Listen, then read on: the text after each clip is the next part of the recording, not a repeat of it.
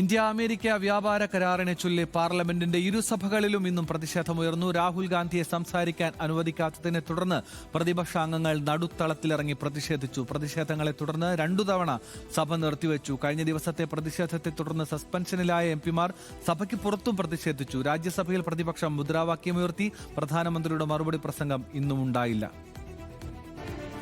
India America വ്യാപാര കരാറിൽ ചർച്ചയാവശ്യപ്പെട്ട് രാഹുൽ ഗാന്ധി സംസാരിക്കാൻ ശ്രമിക്കവേ അവസരം നിഷേധിച്ചതോടെയാണ് ഇന്നത്തെ പ്രതിഷേധങ്ങളുടെ തുടക്കം. കറുത്ത വസ്ത്രം ധരിച്ചെത്തിയ രാഹുൽ മുൻ കരസേനാ മേധാവിയുടെ പുസ്തകം ഇന്നും സഭയിൽ ഉയർത്തി.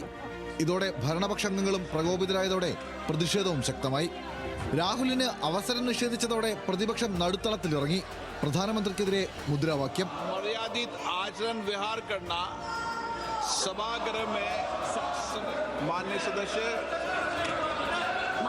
പ്രതിപക്ഷത്തിന്റെ വാദങ്ങളെ നേരിടാൻ കഴിയാത്ത സർക്കാർ നിയമങ്ങളെ തെറ്റായി വ്യാഖ്യാനിച്ചുകൊണ്ട് പ്രതിപക്ഷ നേതാവിനെ സംസാരിക്കാൻ പോലും അനുവദിക്കാത്ത ഏകാധിപത്യപരമായ സമീപനമാണ് സ്വീകരിക്കുന്നതെന്ന് കെ.സി. വേണുഗോപാൽ കുറ്റപ്പെടുത്തി. How many times Rahul Gandhi attempted to speak? How many times attempted to speak? A leader of opposition is not allowed to speak in the parliament. What democracy is this? ഇതിനിടെ കഴിഞ്ഞ ദിവസത്തെ പ്രതിഷേധത്തിൽ സസ്പെൻഷനിലായ ഹൈബി ഈഡൻ, ഡീൻ കുര്യാക്കോസ് എന്നിവരുൾപ്പെടെയുള്ള 8 എംപിമാർ പാർലമെന്റിന് മുന്നിൽ പ്രതിഷേധിച്ചു.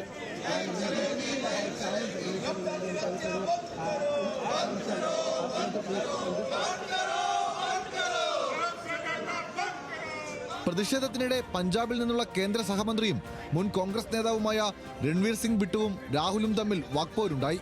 പ്രതിഷേധത്തെ ബിട്ടു പരിഹസിച്ചപ്പോൾ ബിട്ടുവിനെ ചതിയനെന്ന് രാഹുൽ വിമർശിച്ചു. രാഹുൽ രാജ്യത്തിന്റെ ശത്രുവെന്ന് ബിട്ടു തിരിച്ചടിച്ചു.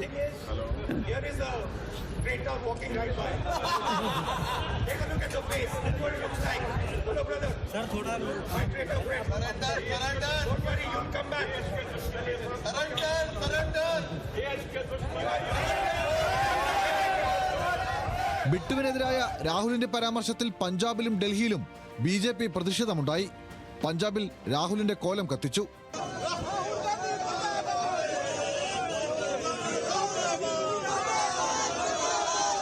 ലോക്സഭ പിരിഞ്ഞതിനു ശേഷവും പാർലമെന്റ് അംഗങ്ങൾ വാക്പോര് തുടർന്നു. നിഷികാന്ത് ദുബെയും കോൺഗ്രസ് അംഗങ്ങളും തമ്മിലായിരുന്നു തർക്കം. ലോക്സഭയ്ക്ക് സമാനമായി രാജ്യസഭയിലും കരാറിനെ ചൊല്ലി പ്രതിപക്ഷാംഗങ്ങൾ മുദ്രാവാക്യമുയർത്തി. കരാറിനെ രാജ്യത്തെ ഒറ്റുകൊടുക്കുന്ന നടപടിയെന്ന് പ്രതിപക്ഷം കുറ്റപ്പെടുത്തി. പാർലമെന്റിൽ പ്രധാനമന്ത്രിയുടെ മറുപടി പ്രസംഗം ഇന്നുണ്ടാകുമെന്ന് പ്രതീക്ഷിച്ചെങ്കിലും ഇന്നും മറുപടി ഉണ്ടായില്ല. കരാറിലും പുസ്തകത്തിലും സഭയിൽ ചർച്ചയാവശ്യപ്പെട്ട് വരും ദിവസങ്ങളിലും പ്രതിപക്ഷം പ്രതിഷേധം തുടരും. National desk, news Malayalam.